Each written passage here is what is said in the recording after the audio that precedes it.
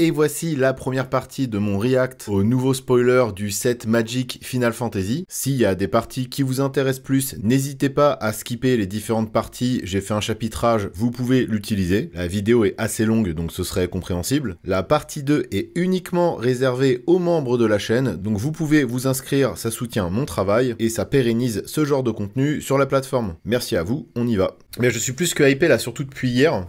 Alors je pense que Wizard a fait exprès parce qu'hier pour le coup, alors c'était mon anniversaire, sachez-le, voilà, je vous le dis. C'était mon anniversaire et on a eu les spoilers, alors juste au moment où je sortais en plus ma vidéo de react, ou plutôt de... c'était une vidéo où je faisais des calls par rapport à des personnages de FF que j'aime bien. Et mes calls étaient assez accurate au final parce que dans les cartes qui ont été révélées, notamment il y a eu le barret de Grul, il y a eu... alors le Ultima, il est là. Le Ultima, il est pas multicolore, il est incolore. Mais bon, c'est à peu près la même chose. C'est la même chose, quasiment. Enfin, ma réflexion était plutôt la bonne, dans le sens où... il était soit multicolore, soit incolore, quoi. C'était soit l'un, soit l'autre. Plus l'extension est révélée, plus je trouve ça complètement zinzin, quoi. Là, ils ont révélé pas mal de nouvelles cartes, Alternative Art, Extended Art, Full Art et tout, c'est... Franchement, on en prend plein la tronche. Bon, est-ce qu'on se regarde tous ces spoilers? Alors, il y a les spoilers sur Scryfall qui sont en très très bonne qualité qu'on va pouvoir regarder. Mais il y a aussi des spoilers dont certains sont en moins bonne qualité, donc ceux-là ça va, qui sont sur Magic Spoiler. Pour une fois, ils ont l'air plutôt à jour et il y a beaucoup de choses à voir. En tout cas, sur Magic Spoiler, des trucs qui sont pas sur... Oh là là. Oh, non mais... Ok, là, elles sont en HD. Je les avais pas vues en... Elles sont pas en HD, mais elles sont un peu en meilleure qualité que ce que moi j'avais vu. Et rappelez-vous, dans il me semble, alors je sais pas si je l'avais coupé au montage ou pas, mais en tout cas j'en parlais au moment où je tournais la vidéo où j'essayais de faire des calls. Je fais comment ça se fait qu'il n'y a pas des traitements pixel art? En fait ils m'ont entendu et le lendemain même, voilà ce qu'on a. Voilà, on a un visuel de FF6 en pixel art. Alors vous me direz c'est juste un screen du jeu. Mais avec le bon effet foil par-dessus, ça peut donner. Et là, on a des cartes un peu Universes Beyond. Alors, c'est pas Universes Beyond, comment ils appellent ça? Ça ressemble un peu à des special guests, c'est-à-dire que c'est des rééditions avec un art spécifique. Et ça s'appelle les Through the Ages. Voilà. Et là, donc on a des rééditions avec des visuels complètement zinzin. Et là, on a une réédition de Brainstorm. Non mais regardez-moi ça. Qu'est-ce que c'est que ce visuel? On dirait une affiche de cinéma. Genre un peu la grande époque de Star Wars, ou ce genre de film, de fantasy spatiale, j'ai envie de dire, mais version Final Fantasy, avec Yoshida au pinceau. Non mais regardez-moi ça. Alors ça du coup c'est This spell can be counter, non, ça doit être, oui c'est Dovin, comment ça s'appelle? Dovin's Veto, c'est marqué, putain mais je suis bigleux, c'est Dovin's Veto, c'est marqué là, voilà. Non mais ce visuel, mais c'est... Je ne pouvais pas espérer mieux en fait. C'est de la folie. C'est complètement fou. Je sais pas si c'est des cartes qui vont coter plus que ça. Ça reste des Unco, hein. Ça reste des rééditions de cartes extrêmement print. Je sais pas s'il y aura un traitement foil spécifique, je pense pas. En tout cas, j'espère au moins qu'elles seront en foil. Mais quand ça s'est tombé, j'ai fait putain ouais d'accord. Là ils sont allés... Alors les deux dessins sont de Yoshida-san. C'est les artworks de deux extensions de 14, Shadowbringer et Endwalker. Ah bah merci beaucoup à Rosencross, parce que pour le coup je connais pas du tout FF14. Je connais pas du tout les FF Online en fait. Et donc ça veut dire qu'on n'aura sûrement pas pour les autres FF. Là c'est spécifique à FF14. D'ailleurs de ce que j'ai vu, voilà, on a des rééditions carrément avec des screens des jeux. Et pareil, ça en foil, ça va donner. Donc ça c'est Ristic Study. Hein. Alors voilà, c'est du fanservice. Hein. C'est pas difficile de prendre un screen du jeu, de le passer en HD, de le foutre sur une carte. Mais je trouve que ça a plus de goût que ce qu'ils avaient fait avec le TCG Final Fantasy, où sur certaines cartes, ils avaient refait ce truc-là. On a finalement un Cloud made in Tetsuya Nomura. Alors, c'est pas son plus beau dessin, mais quand même, voilà, je pense qu'on sera très content d'ouvrir un Cloud foil en japonais dessiné par Tetsuya Nomura. C'est quelque chose quand même. Et puis en fait, on a plein de traitements. En fait, ce qui est ouf, c'est que... Au début, quand il y avait les persos principaux qui étaient révélés, qui avaient tous 2 ou 3 traitements, je les trouvais tous plutôt bien. Mais en fait, il y en a encore plus. Il y a une nouvelle Tifa, il y a un nouveau Squall. Donc là, pour le coup, c'est une scène du jeu refaite à l'identique, mais avec... Par contre, c'est un dessin unique. C'est pas juste un screen, comme les trucs qu'on a vus avant. Pareil, une Tifa vraiment en mode art du combat. Là, pour le coup, elle est vraiment en mode combat. D'ailleurs, cette Tifa en 1v1... Enfin, même en commandeur de base, elle va être horrible. Hein. Parce que dès le tour 3, en fait, tu vas commencer à foutre des énormes patates à 20 ou plus. Ça va être très facile avec des pump spells et des fetch. Ou même des, voilà, des sorts de rampe qui te permettent d'aller chercher des terrains et de les faire arriver en jeu. Elle va doubler, quadrupler sa force très rapidement. Et avec un petit peu... Enfin, tu fais pump spell into ramp, into fetch, c'est extrêmement violent. Extrêmement violent. Qui joue des monks. Des monks, bah c'est les moines les monks. C'est une tribalité qui existe hein, dans Magic, les moines. Donc je suis content parce que je m'attendais à ce qu'on en ait plus quand même des cartes pixel art. Bon là, en plus du coup, c'est une Through the Ages. Mais bon, on est content, voilà, au moins on a une carte pixel art. Et j'espère qu'il y en aura d'autres. Parce que je me disais aussi, tu peux pas parler de FF sans avoir quelques cartes un petit peu... jeux vidéo old school quoi. Donc ouais, bah, là pour l'instant, bah, juste encore une fois des nouveaux traitements avec des nouveaux skins qui sont tous absolument dingues, hein, vraiment. Ce qui est marrant, c'est que je m'attendais à ce qu'ils bourrinent dès le début, et en fait j'ai l'impression que plus ça avance, plus en termes de visuel, ils nous en mettent plein la gueule. Donc là c'est la sur-hype, c'est hype, over-hype. Ça vous avez la ref, hein, les joueurs de FF10, c'est obligé qu'ils le fassent. Ce rire de merde de Tidus qui est devenu un mème, qui j'avoue le fait pas mal descendre dans mon estime à cause de cette scène un peu gênante. Et regardez le texte d'ambiance. Bah c'est bien, au moins Square Enix a du recul sur leur propre jeu. Ils arrivent à faire de l'humour avec les trucs goofy qu'ils ont fait auparavant. Pour le coup c'est un reprint de Inspiring Call. Donc on va piocher une carte pour chaque créature avec un marqueur +1 sur elle, et ces créatures gagnent l'indestructible jusqu'à la fin du tour. Hyper sous-côté ça comme sort de défense. Puis j'aime bien, ça, pour le coup le dessin, il y a un petit côté naïf, il y a un petit côté aquarelle, qui est assez agréable je trouve. Et qui bien entendu serait beaucoup plus joli, et bien mieux mise en avant dans une autre frame que cette frame dégueulasse Universes Beyond, je le dirai à chaque fois. Bah regardez. Tour de l'industrie, c'est la tour Shinra. Ça match parfaitement, parce que tour de l'industrie, bah tu joues ça dans les decks artefacts, hein, évidemment. Mais on pouvait pas rêver mieux que la tour Shinra pour faire la tour de l'industrie. On a encore la tour Shinra, mais en tour de commandement cette fois. Ce qui fonctionne aussi. Alors là, ça c'est tombé hier pendant les reveals sur Twitch. Ultima, qui est un des sorts les plus puissants de Final Fantasy. Et d'ailleurs c'est en hommage à ça que le méchant de FF16 s'appelle Ultima. En hommage au fait que justement ce soit la magie ultime, rapport avec tout le lore pour ce qu'on fait FF16. Qu'est-ce que vous voulez qu'on dise? Ce qui est bien dans les Final Fantasy de manière générale, en tout cas dans les Final Fantasy récents, c'est qu'il y a des jolies animations. Ça explose dans tous les sens, ça brille, il y a des jolies particules, des jolies étincelles, etc. Imaginez cette carte en foil. Aïe aïe aïe aïe aïe. Aïe aïe aïe aïe aïe. Ultima donc, ça coûte 5 dont 2 blancs, on détruit tous les artefacts, toutes les créatures et on met fin au tour. Allez hop là. Voilà, comme ça c'est fait. Une Vrasse qui permet de toucher à 2 types de permanents, les artefacts et les créatures. Alors le end turn, je comprends pas pourquoi il faut faire end turn, mais je pense que c'est surtout RP avec le fait que Ultima soit la magie ultime, évidemment. Ensuite, on a un nouveau skin de City of Brass. Et c'est Bougerba, la cité flottante, qui nous vient de FF12. Alors ça, les gens, si c'est pas du skin qui fait plaisir. On voulait l'illustration qu'on met plein la gueule, bah là on en a un. C'est de la folie. Hein. Bon, la carte, on la connaît, hein, City of Brass, c'est quand même connu. Réédité potentiellement la dernière fois sur peut-être Double Master, j'ai un doute. Je suis pas sûr qu'on ait déjà vu ça dans une illustration Final Fantasy. Hein. Que ce soit pour promouvoir le jeu ou sur une jaquette ou quoi.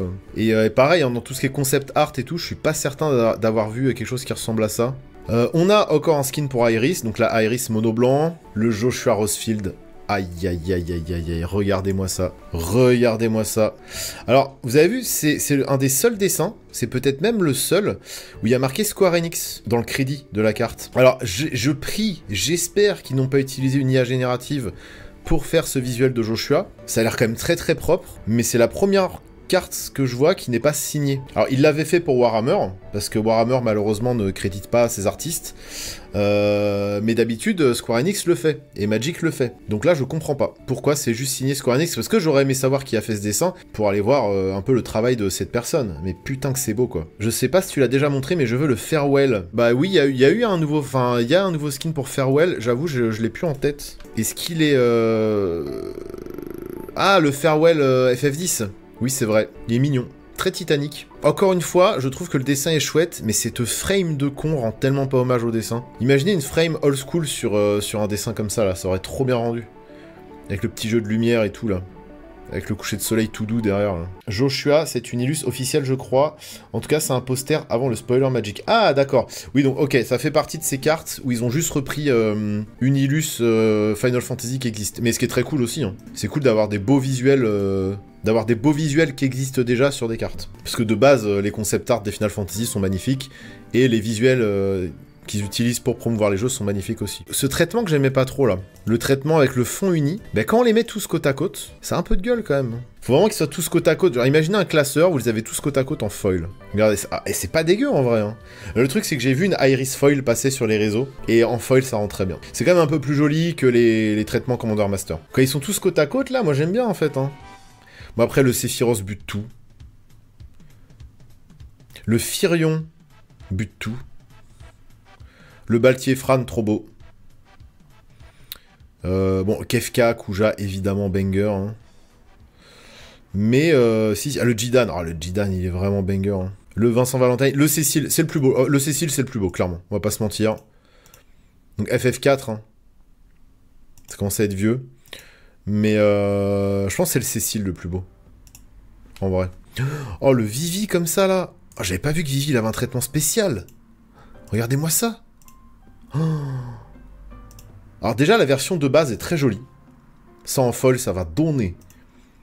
Mais comme ça, là... Oh là là là là... Trop mimes. Oh, le Vivi, le Bibi Spellslinger, là. Ça va être fou furieux, ça. Bon, ils ont annoncé un Secret Lair aussi. Hein. On regarde... Voilà, pareil. Fanservice, regardez-moi ce Clive. Oh là là là là... Oh, le Tidus. Oh là là là. C'est abusé. Hein. C'est abusé. Hein. Ils savent faire. Ils sont forts. On est obligé d'admettre notre faiblesse face à un set pareil. Oui, la Buster Sword pour le gîte. d'Umezawa. Bon, ça colle pas trop. Il y avait pas genre une grosse épée à mettre à la place de ça, franchement. Tout n'est pas hyper accurate. Hein. La plupart du temps, ça match, mais des fois, t'es là, t'es bon. C'était peut-être pas la meilleure idée. Surtout que là, c'est un Secret Lair, donc ça coûtait vraiment rien de mettre n'importe quelle autre épée. Après, peut-être qu'ils voulaient, par rapport à la value de ce qu'il y a dans le Secret Lair, c'était peut-être OP de mettre ça, mais bon. Oh, les Mogs aussi, là. Pff, non, mais il y a trop... Regardez le Sin, dessiné par Dominguez. Incroyable. Alors que Dominguez, sur Insta, m'avait dit qu'il avait justement arrêté de dessiner pour Magic. Et regardez ce qu'il drop. Il y a un dessinateur ou une dessinatrice, je sais pas, qui fait cette espèce de... Alors, je suis désolé, ce dessin avec cette frame... C'est vraiment genre, regardez, j'ai fait un beau dessin, et toi, tu baisses ton froc et tu chies dessus.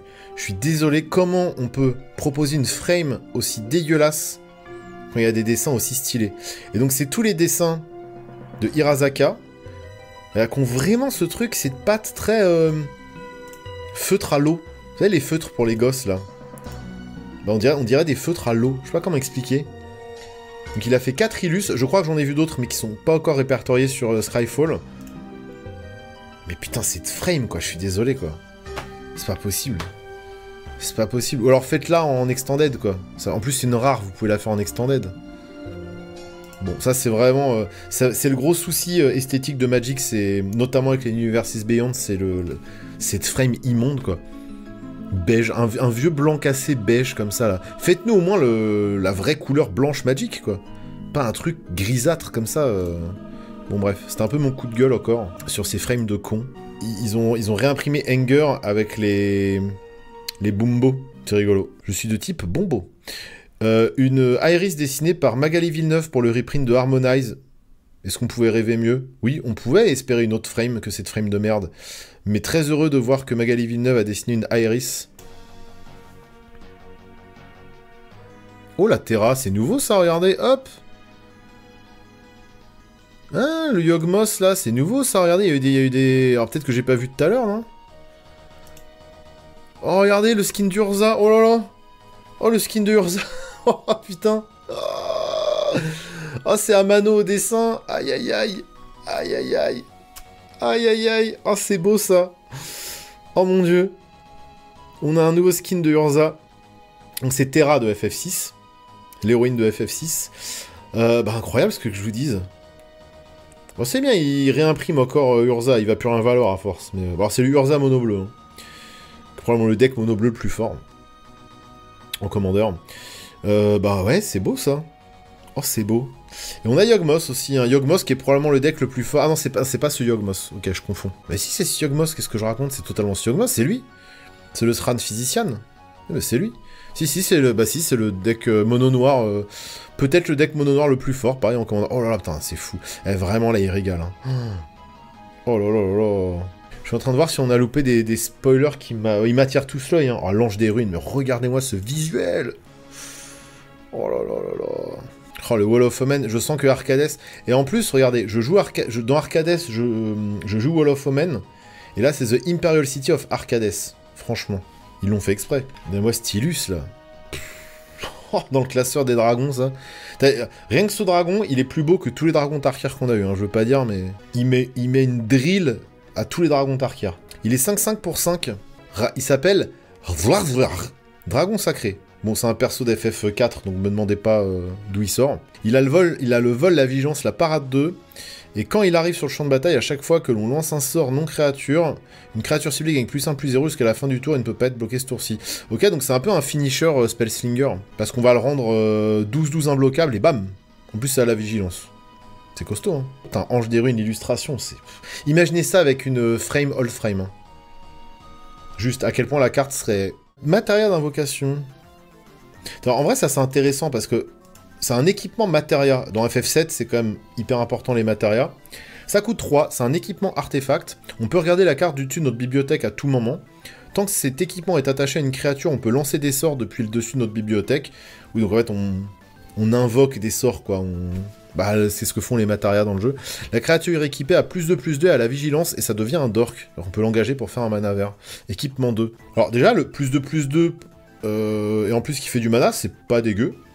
Pour un équipement qui coûte 3 et qui s'équipe pour 2, +2/+2, c'est honnête comme stat. Derrière, le fait de pouvoir regarder le dessus de la bibliothèque et de lancer des sorts, bah ça fait l'équivalent de... ça fait du card advantage. Le sphérié. Ça fait quoi le sphérié? Franchement, c'est encore plus que ce à quoi je m'attendais. J'ai fait pas mal de projections ces derniers mois sur à quoi allait ressembler le set Final Fantasy.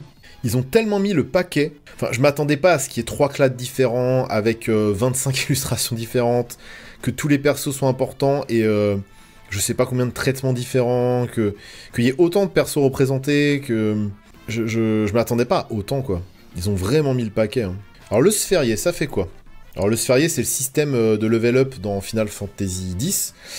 Ça coûte 2, dont 1 vert, c'est un enchantement à chaque fois qu'une créature que vous contrôlez inflige des blessures de combat à un joueur, mettez un marqueur +1/+1 sur cette créature. Typical, tu farmes. Les créatures que vous contrôlez, avec les marqueurs +1/+1 sur elles, ont la portée et le piétinement.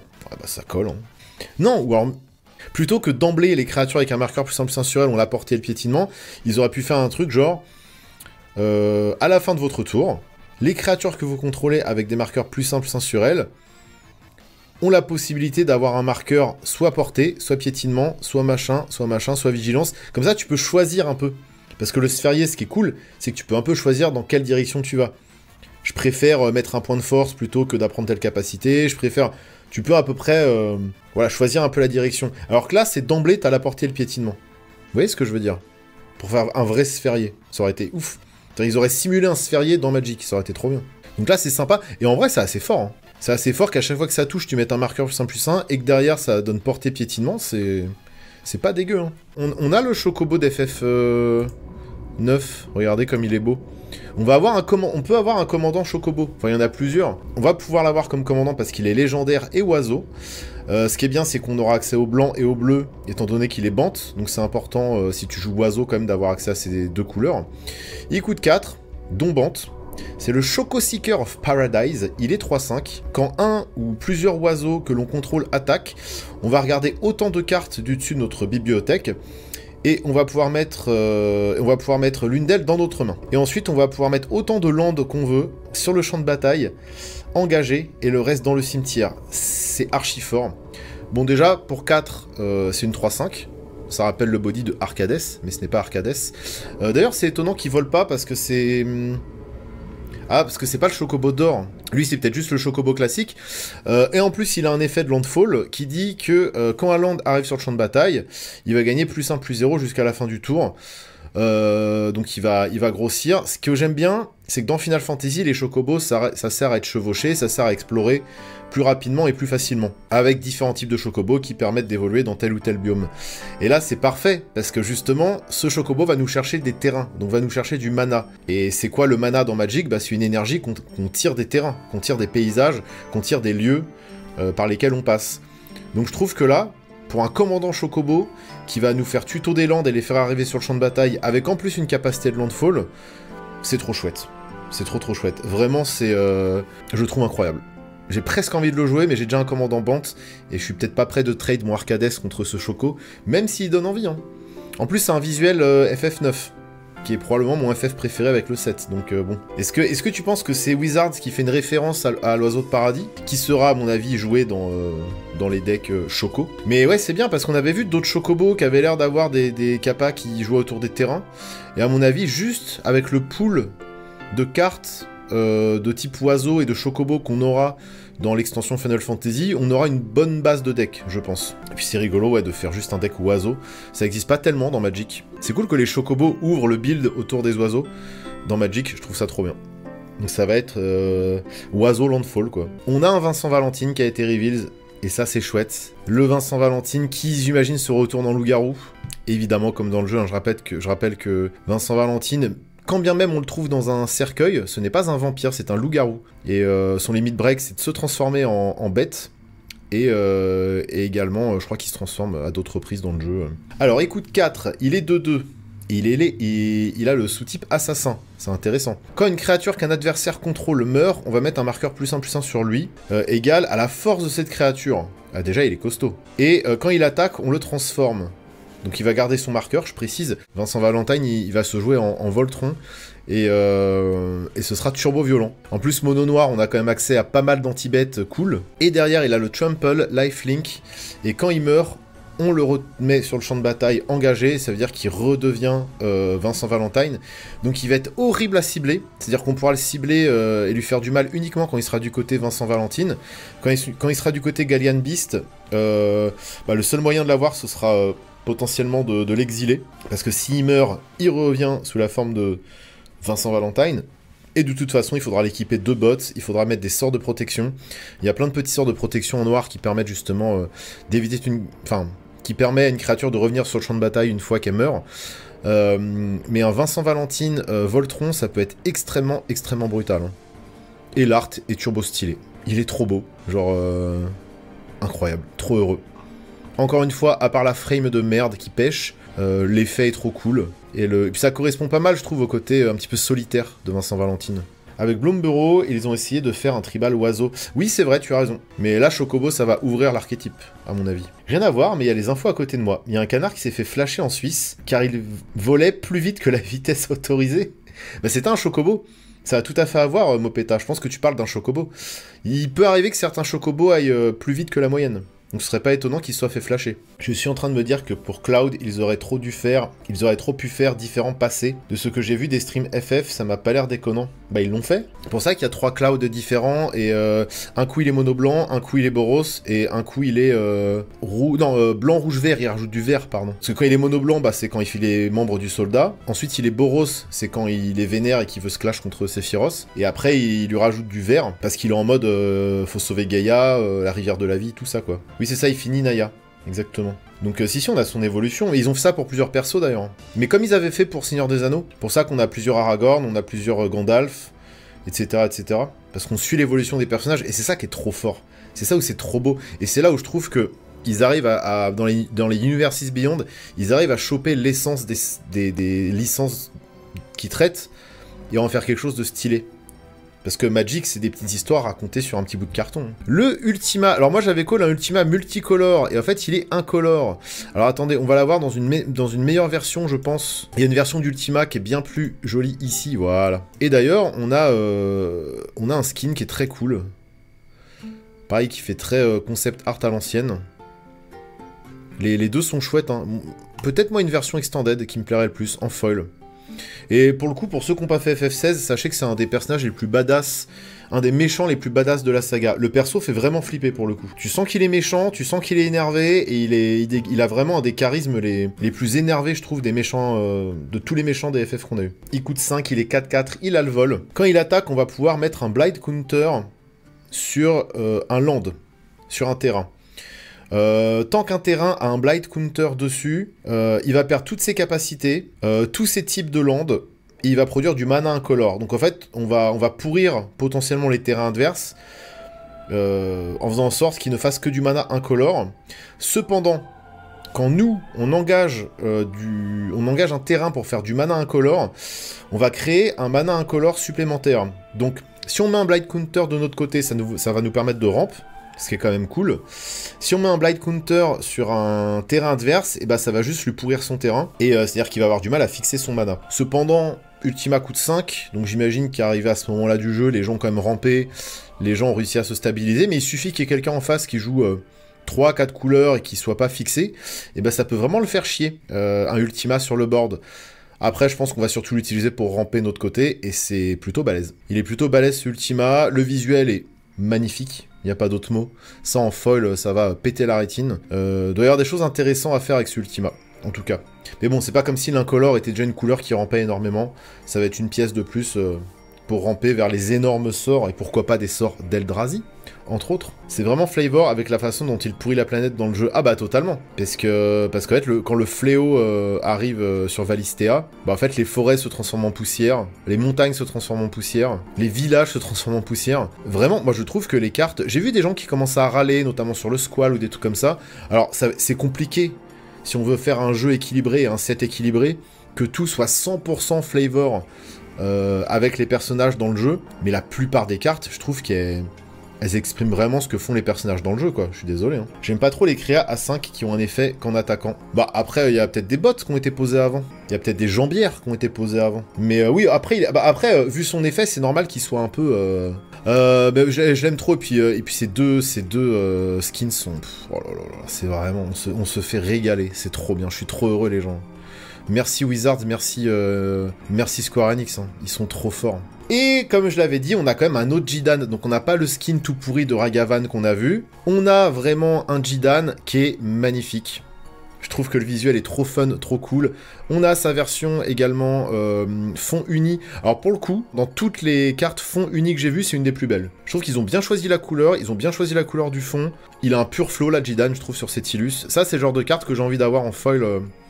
comme commandant, vous voyez. Sauf que Jidan, il va rentrer dans un commandant que j'ai déjà. Je pense que vous l'avez deviné pour ceux qui ont vu ma deck tech. Zidane, Tantalus, Thief, il coûte 5. Domboros, il est 3-3. Quand il arrive sur le champ de bataille, on va gagner le contrôle d'une créature ciblée qu'un adversaire contrôle. On va la détaper, elle va gagner le lifelink et la célérité jusqu'à la fin du tour. Évidemment, à la fin du tour, on rend la créature à l'adversaire. Sauf que quand un adversaire récupère le contrôle d'une créature que l'on a, on va créer un token trésor. Le Jolly Balloon Man sera très heureux d'avoir Jidan comme mate. C'est-à-dire que globalement, ce qui va se passer, c'est que je vais copier Jidan. Vu qu'il est légendaire, le ballon va mourir immédiatement. Sauf qu'avec son OTB, eh ben, je vais récupérer le contrôle d'une créature qui va taper fort, qui va me faire gagner des points de vie, et qui en plus de ça va me donner un trésor à la fin du tour. J'aime trop, il est incroyable. Je m'attendais à ce que Jidan ait un rapport avec les trésors, étant donné que c'est un pirate, un voleur et un pirate. Ça aurait pu être aussi du vol de cartes, mais le vol de cartes, c'est plutôt dans les couleurs d'Ymir ou en noir. Je trouve que Boros, ça lui va très bien. Son identité de couleur colle parfaitement à son identité dans le jeu. Je suis trop régalé, c'est trop bien, merci, je suis content d'avoir connu ce set de mon vivant. Ça marche trop bien. Non mais c'est un pirate du ciel. Par contre, Ragavan, c'est un pirate. Et Jidan sert de skin à Ragavan aussi. Donc en fait, ils ont fait les deux possibilités, bah ils les ont fait. Je le veux. De toute façon, je veux toutes les cartes. Je vais avoir un classeur avec toutes les cartes Final Fantasy. Toutes les cartes. Moi, je les veux toutes. Barrett Wallace. Barrett, il est mono rouge. Il y a aussi une version de Barrett que j'ai vu qui était Grul. Donc pareil, mon call était bon. On va commencer par le Barrett Grul. Il est 4-4. Il coûte 4. Il a le reach. On avait dit qu'il aurait le reach, c'était sûr, donc il l'a. Quand un équipement que l'on contrôle entre sur le champ de bataille, on va créer un 2-2 rebelle. Et au début du combat, pendant notre tour, on peut attacher à une créature un équipement que l'on contrôle à un rebelle ciblé. Ok, bah ça va être un deck grue l'équipement, ça peut être rigolo, genre notamment... vous jouez ça avec un marteau colossal. Hop, plus 10 sur le rebelle, là, gratuit.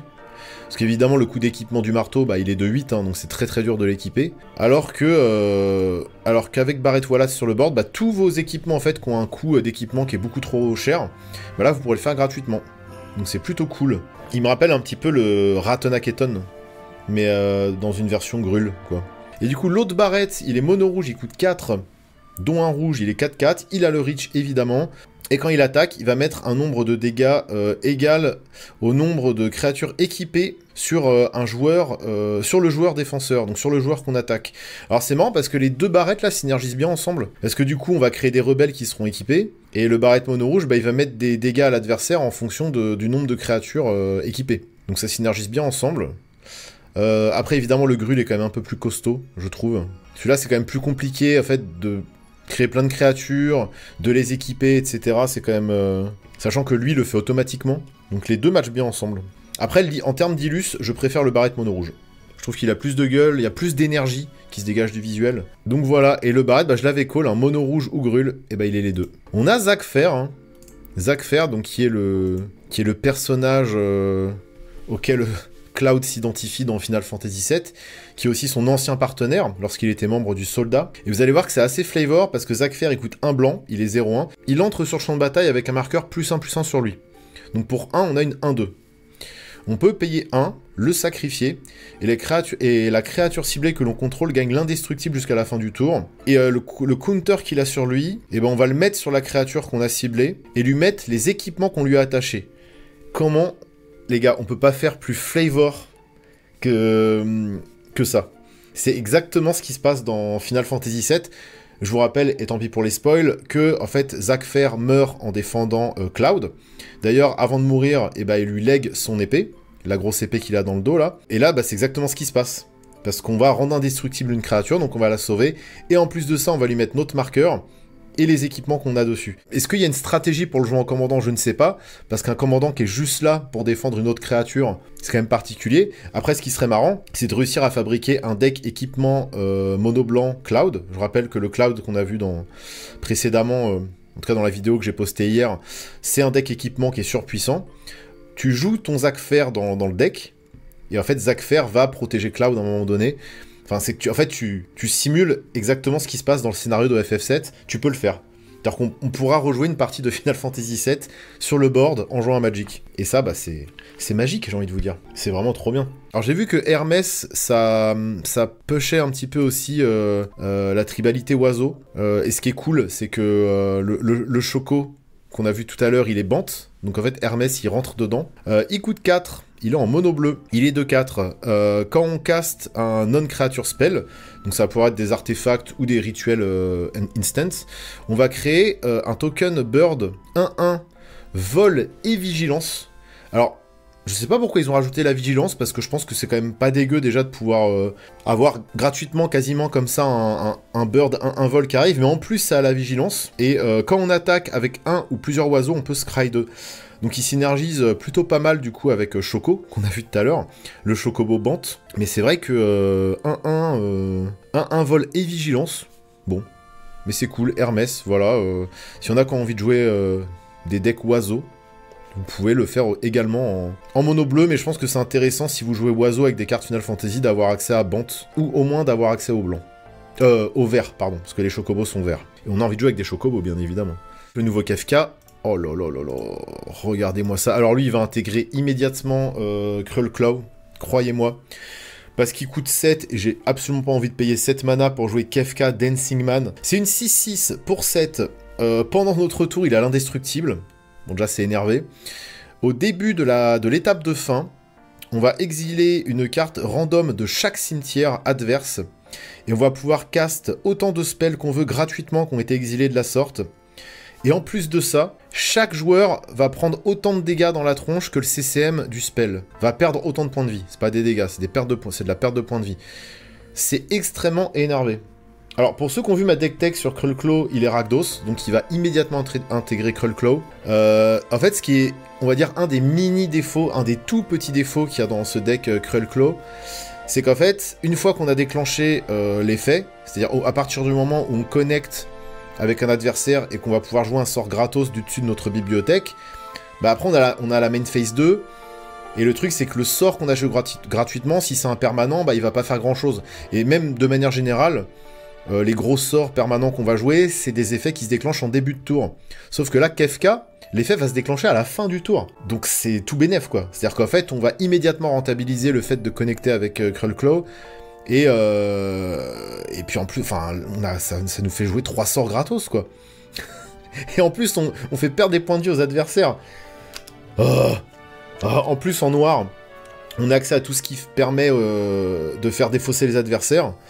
Donc, après, à jouer en tant que commandant, bon, un commandant à 7, c'est quand même assez énervé. Ce qui est cool, c'est qu'il va se rentabiliser assez vite, parce qu'il est indestructible pendant notre tour. Donc, on est sûr de déclencher l'effet qui arrive à la end step. Ce qui est cool, mais bon, faut aller à 7, quoi. Faut aller à 7 mana. Après, il est 6-6 indestructible que pendant notre tour. Moi, je prendrais pas le risque. En plus, une fois qu'il arrive, on est forcément l'arc ennemi, parce que c'est trop fort. Pouvoir jouer 3 sorts gratos par tour, c'est trop fort. Donc, ouais, par contre, le jouer gratuitement dans Krullclaw, ça, je vais trouver un slot immédiatement. Puis c'est vrai que Krullclaw, il est un petit peu faiblard, donc ça va un peu de power creep, là, ça va lui faire du bien.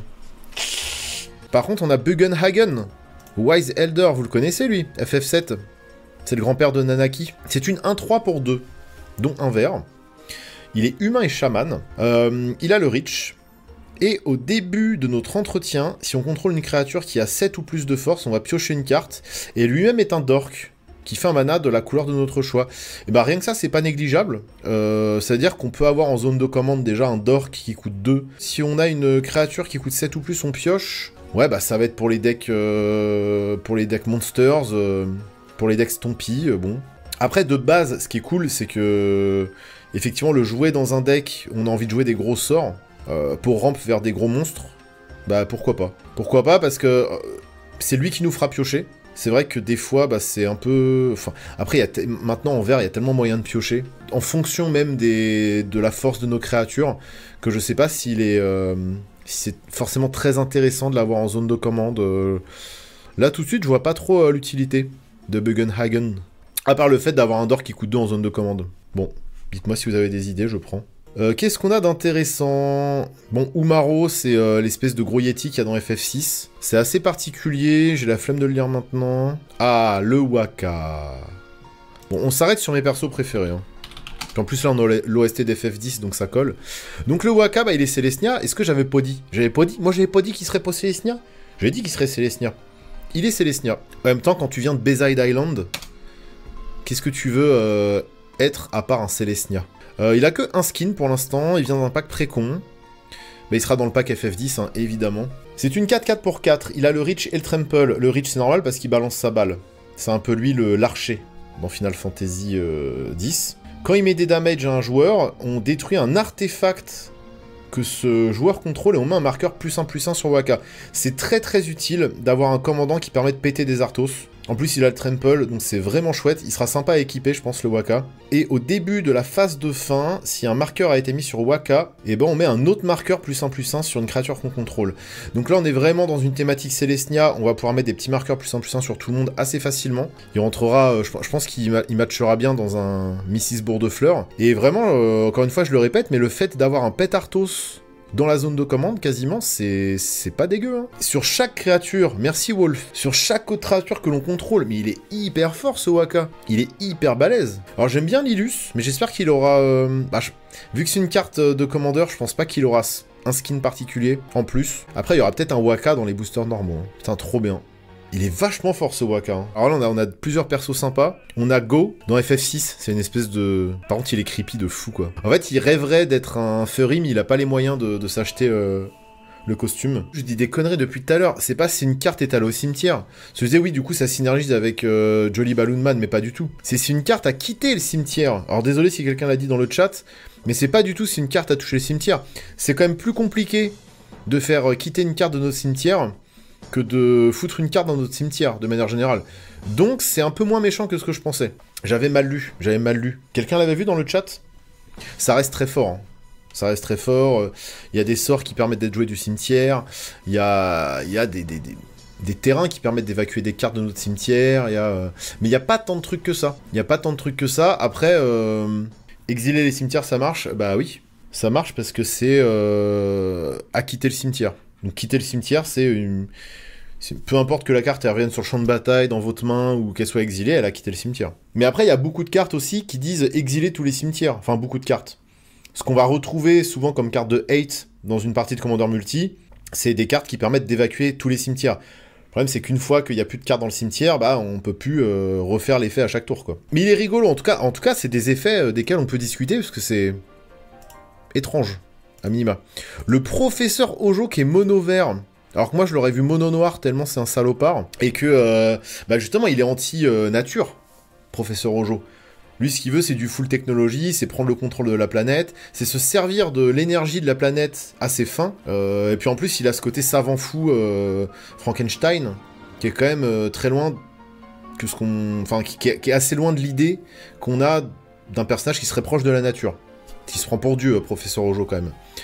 Mais bon, c'est pas grave, il est 2-2 pour 2. La première fois qu'on active une capacité pendant notre tour qui cible une créature que l'on contrôle, cette capacité va coûter 2 de moins. Et quand une ou plusieurs créatures que l'on contrôle deviennent la cible d'une capacité activée, on pioche une carte. Cette capacité, on peut la faire qu'une seule fois par tour. Oui, bah en même temps normal, sinon ça aurait donné... Bon, c'est beaucoup moins fort que Nadu, mais c'est à peu près le même type de synergie qu'on va pouvoir envisager. C'est-à-dire qu'on va cibler pour pas un rond nos propres créatures avec des capacités activées, et on va piocher. On peut le faire qu'une seule fois par tour, donc ils ont quand même mis un garde-fou. Et surtout, ça ne fonctionne qu'avec les capacités. De toute façon, à partir du moment où tu as un commandant avec une capacité de pioche dessus, c'est pas mal généralement. C'est-à-dire que déjà, tu peux libérer des slots de ton deck. C'est-à-dire que les 12 cartes, les 12 piocheurs que tu vas mettre habituellement, bah là, tu vas en mettre que 5 ou 6. Et tu vas mettre des cartes qui synergisent pour le coup vraiment avec ton deck, quoi. Ah, par contre, Yuffie, ça m'intéresse, parce que Yuffie, on avait call qu'elle volerait des cartes à l'adversaire. Donc, comment ils ont tourné ça? Alors, je l'imaginais pas mono rouge déjà, mais mono rouge, ça correspond à sa personnalité, je trouve. Elle coûte 3, elle est 3-3, elle est humaine et ninja. Elle a le ninjutsu 2. Quand elle arrive, on va prendre le contrôle d'une cible non-créature artefact, tant qu'on a le contrôle de Yuffie. Et on peut lui attacher un équipement que l'on contrôle. C'est pas mal, en fait, elle va pas voler des cartes de rituel ou d'éphémère, elle va voler des cartes d'artefacts, parce qu'elle va voler des matérias. C'est vrai que les matérias, bah, c'est des objets. Donc en fait, ça correspond même un peu plus à ce que j'avais call. Et le fait qu'on puisse lui attacher un équipement, bah, ça correspond un peu à son côté ninja, quoi.